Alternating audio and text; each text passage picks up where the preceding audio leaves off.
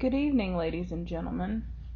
Today I'm going to be discussing in a presentation about human trafficking and the ethical dilemma that is occurring more and more frequently, not only internationally, but also in our small rural communities. And I think as a nurse that it is important for us to be able to discuss the ethical dilemmas that is from human trafficking and how we as nurses will be able to better advocate for these patients that suffer from this.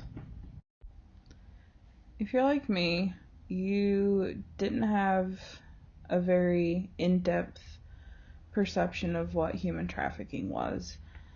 The only examples that I really had and thought about was in movies that I've seen or read in a book or watched on a documentary. I'd never realized that, there's a difference in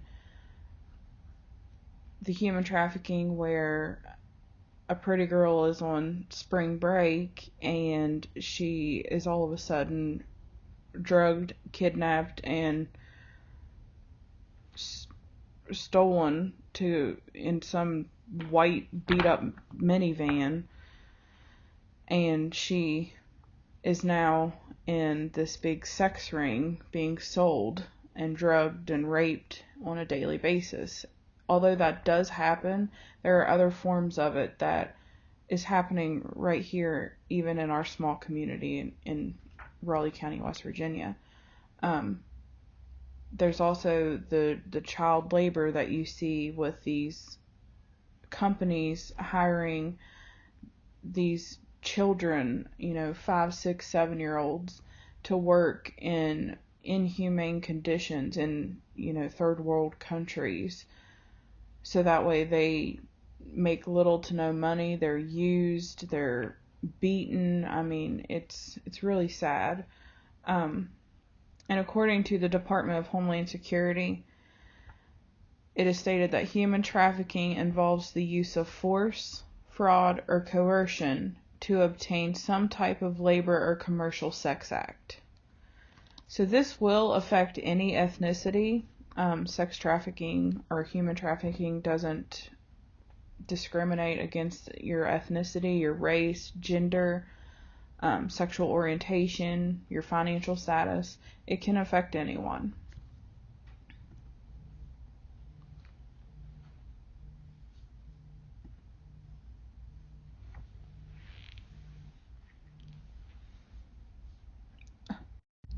So as I said before, anybody's subjected to human trafficking.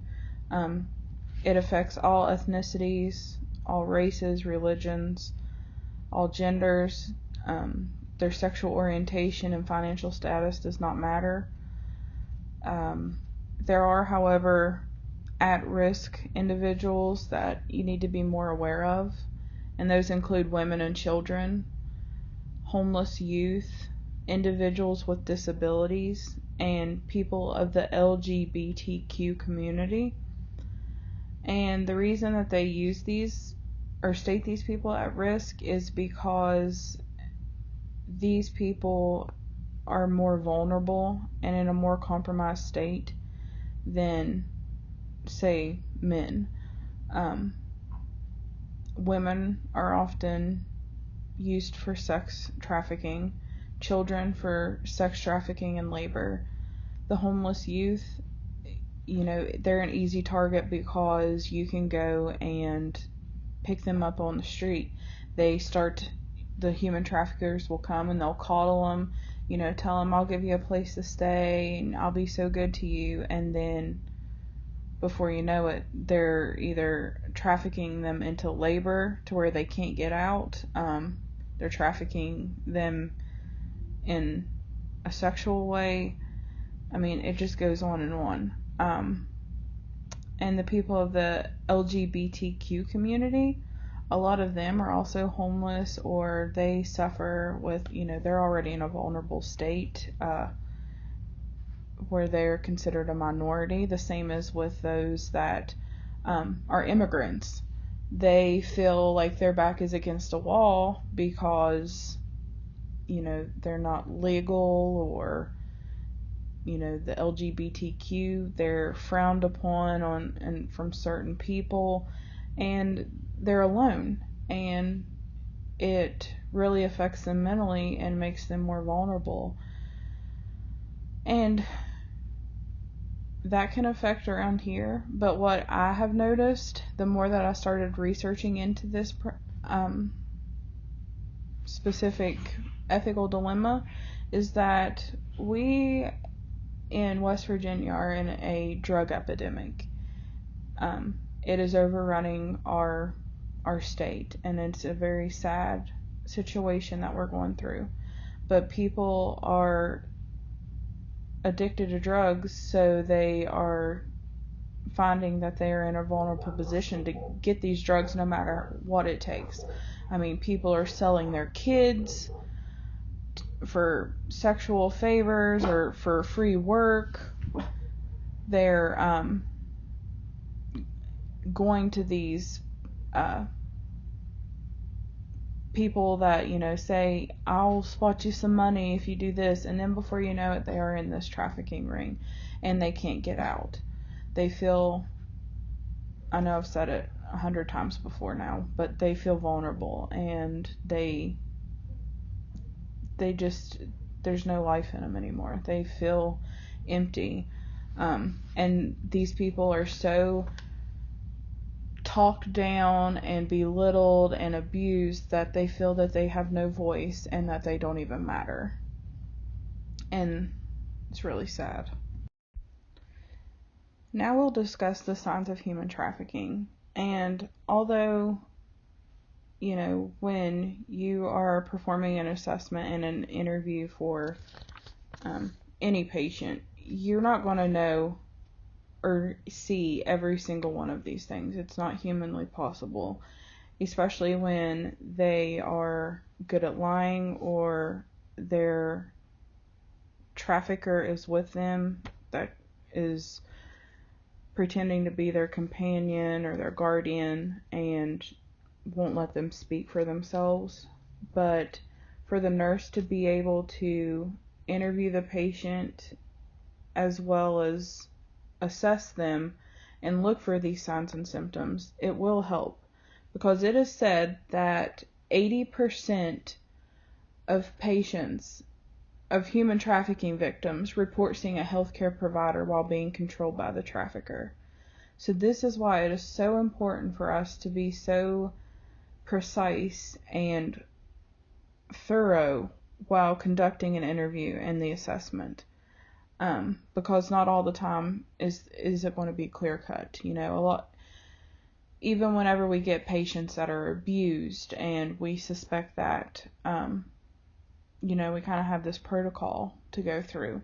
Well, with human trafficking, we never really had to deal with that, and we never had to think about it here in these rural communities, in these small towns. We just automatically assumed, well, maybe they're being abused, and some people even go to the point as to say, well, they must enjoy it because they don't leave. Well, that is why it is important to see these signs and symptoms and to put away judgment, because we do not know what these patients are going through. And that is where our nursing code of ethics is going to come into play.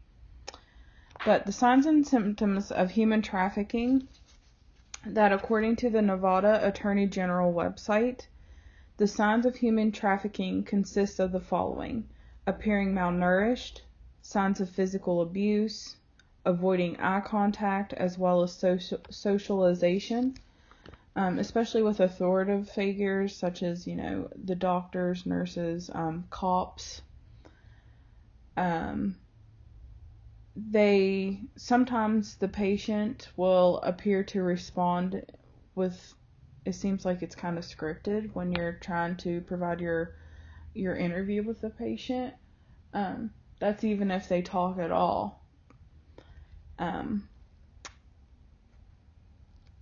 They may appear impoverished, a little dirty, unhygienic.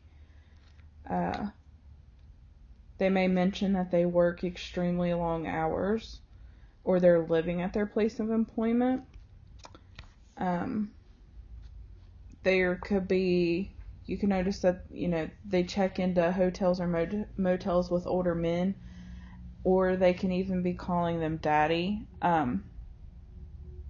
That's a sign that that's their pimp.